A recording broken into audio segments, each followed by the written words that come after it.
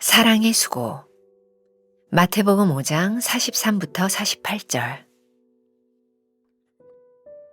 또 내 이웃을 사랑하고 내 원수를 미워하라 하였다는 것을 너희가 들었으나 나는 너희에게 이르노니 너희 원수를 사랑하며 너희를 박해하는 자를 위하여 기도하라. 이같이 한즉 하늘에 계신 너희 아버지의 아들이 되리니 이는 하나님이 그 해를 악인과 선인에게 비추시며 비를 의로운 자와 불의한 자에게 내려주심이라. 너희가 너희를 사랑하는 자를 사랑하면 무슨 상이 있으리요? 세리도 이같이 아니하느냐? 또 너희가 너희 형제에게만 무난하면 남보다 더하는 것이 무엇이냐? 이방인들도 이같이 아니하느냐? 그러므로 하늘에 계신 너희 아버지의 온전하심과 같이 너희도 온전하라.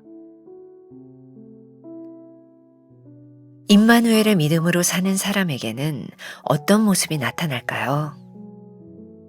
하나님께 걸려있는 사람에게는 그분의 사랑이 드러나게 되어 있습니다. 세상 방식대로 살지 않고 예수님의 방식대로 살며 사랑하기 때문에 외로움은 필연입니다. 주님도 많이 외로우셨습니다. 하나님이신 분이 인간의 몸을 입고 죄악된 세상에서 살아가실 때 왜 힘들지 않으셨겠습니까? 그러나 예수님은 죄인들 가운데 계셨습니다.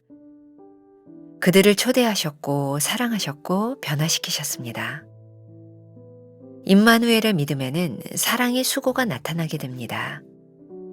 수고에 해당하는 영어 단어는 레이버로 분만, 해산이라는 뜻의 의학 용어로도 사용됩니다.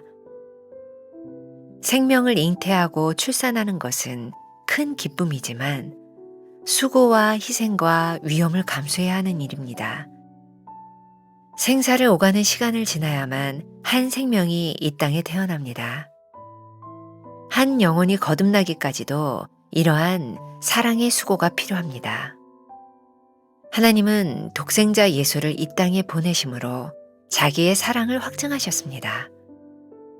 예수님은 성육신하시어 십자가에서 죽으심으로써 사랑과 수고의 본을 보이셨습니다. 하나님의 사랑은 악인과 선인을 가리지 않습니다. 선악과 의로움에 대한 사람들의 기준은 상대적입니다. 하나님은 알곡과 가라지를 즉시 가리지 않고 심판을 유보하셨습니다. 사랑으로 기다리시며 우리에게 열매 맺을 시간을 주고 계십니다. 좋은 나무에서 좋은 열매가, 나쁜 나무에서 나쁜 열매가 맺힐 것입니다. 지금은 선악을 판단할 때가 아닙니다. 예수님처럼 사랑하며 좋은 열매를 맺어야 할 때입니다. 내 삶에서 하나님의 사랑이 드러나고 있습니까? 나는 예수님의 사랑으로 수고하고 있습니까? 사랑하며 좋은 열매를 맺는데 힘쓰고 있습니까? 오늘은 12월 15일입니다. 사랑의 수고에 대한 말씀을 함께 나누어 보려고 합니다. 어제 하나님이 세상을 이처럼 사랑하다. 그 사랑이 무엇인지를 우리들이 보았다면 오늘은 그 사랑이 이루어지기 위해 어떤 수고가 있어야 하는지 그 수고에 대한 이야기를 함께 나누어 보려고 합니다. 우리가 잘 알고 있는 성 프란시스의 유명한 평화의 기도라는 기도문이 있죠. 주여 나를 평화의 도구로 쓰소서. 미움이 있는 곳에 사랑을, 상처가 있는 곳에 용서를, 분열이 있는 곳에 일치를, 의심이 있는 곳에 믿음을, 절망이 있는 곳에 소망을, 어둠이 있는 곳에 빛을, 슬픔이 있는 곳에 기쁨을 심게 하소서. 위로받기보다는 위로하고, 이해받기보다는 이해하고, 사랑받기보다는 사랑하게 하소서. 줌으로써 받고, 용서함으로써 용서받고, 죽음으로써 영생을 얻게 하소서.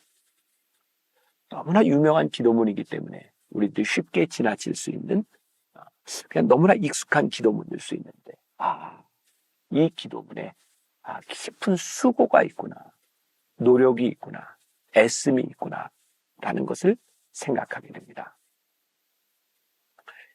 사랑의 수고, 하나님의 사랑을 알고 사랑하는 사람들의 삶에는 어떤 모습이 나타날까요?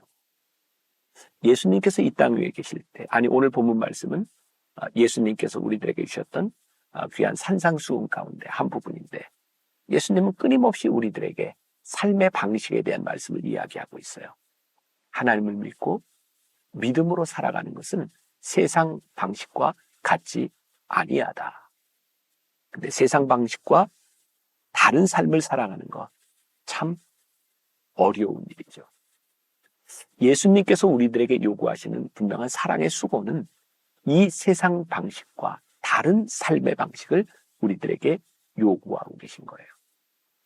제가 개인적으로 요 몇 년 안에 보았던 책 중에 제일 좋은 책 중에 하나라 생각되는 선에 갇힌 인간, 선 밖의 예수, 스캇 솔주 목사의 그 책에 보면 아주 세상과 다른 방식의 예수님의 모습을 이야기해 주고 있거든요. 이 세상 사람들은 늘 선을 가지고 우리들의 기준을 가지고 살아가는데 예수님은 늘 선 밖에 계셨다. 그 책에 나오는 한 부분을 제가 좀 읽어드립니다. 우리가 진실을 말하고 어둠 속에 빛을 비추고 십자가를 지고 예수님을 따를 때 아무리 사랑이 기반되어도 반대는 나타나기 마련이다. 하지만 사람들이 우리에게 분노한다면 적어도 그 사람들은 예수님께 분노했던 사람들과 같은 부류여야 한다. 나병 환자와 도둑, 주정뱅이, 식탐이 많은 자, 성적으로 문란한 자, 죄인, 교회에 다니지 않는 사람들은 예수님께 반대하거나 분노하지 않았다. 그들은 오히려 예수님께 끌렸고 그분을 통해 공동체에도 끌렸다.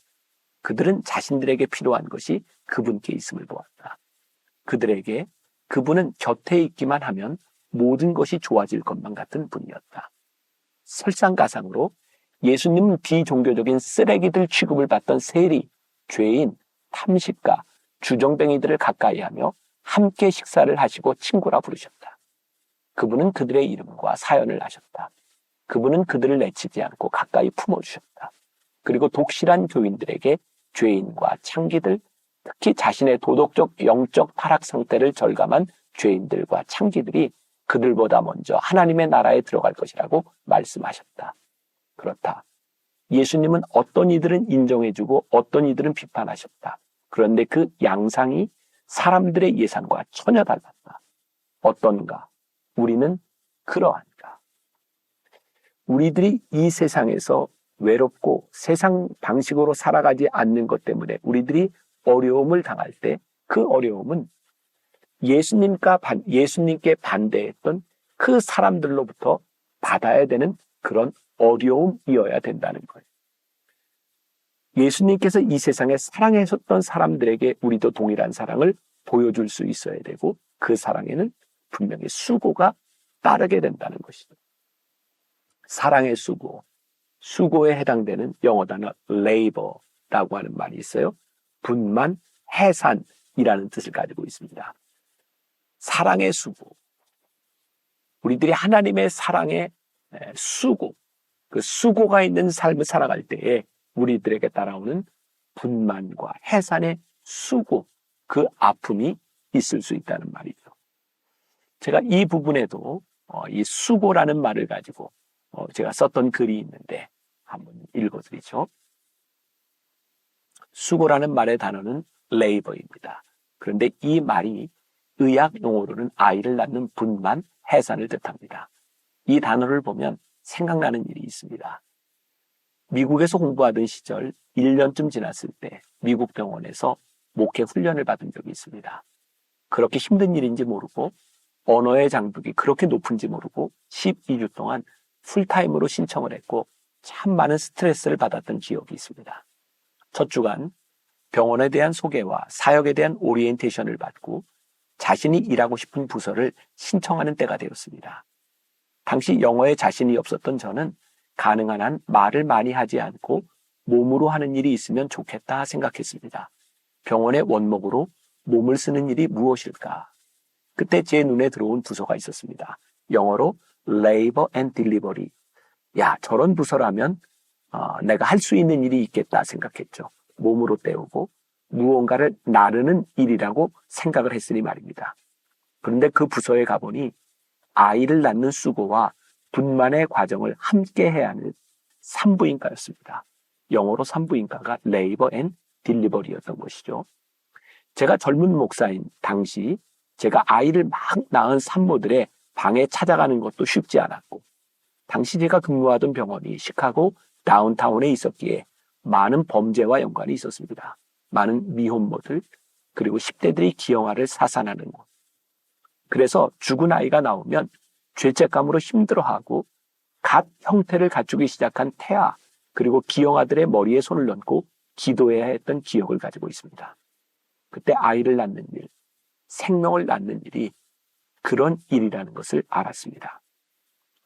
누군가는 아이를 잃는 슬픔을 이겨내야 하는 곳, 누군가는 참 어렵게 기다렸던 아이를 낳아야 하는 곳, 그리고 누군가는 아이를 낳기 위해 생사를 오가는 시간들을 지나야 하는 곳이라는 것을 말입니다. 그런데 오늘 그 수고라는 말이 다가옵니다. 우리가 누군가와 함께하고 누군가를 위로하고 누군가를 사랑하고 예수님처럼 살아가는 것은 반드시 수고를 동반하는 일이라는 것을 말입니다. 그리고 그 수고가 우리가 마땅히 할 수 있는 상황과 우리의 마음이 흔쾌히 움직여지는 곳에서만 요구되는 일이 아니라는 것입니다. 성경 말씀에 이같이 한즉 하늘에 계신 너희 아버지의 아들이 되리니, 이같이가 무엇인가요? 바로 그 전에 주님이 하신 말씀이죠. 나는 너희에게 이르노니 너희 원수를 사랑하며 너희를 박해하는 자를 위하여 기도하라. 원수를 사랑하고 너희를 박해하는 자를 위해서 기도하라는 것입니다. 원수란 지나간 과거의 일과 경험을 가지고 우리가 씨름해야 하는 사람입니다.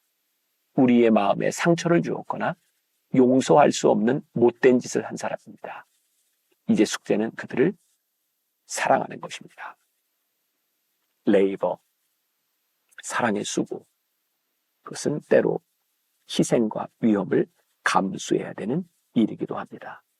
그런데 이 사랑을 여러분들 하나님의 말씀을 마지막 문단에 보면 하나님의 사랑은 악인과 선인을 가리지 않았습니다 라고 되어 있죠.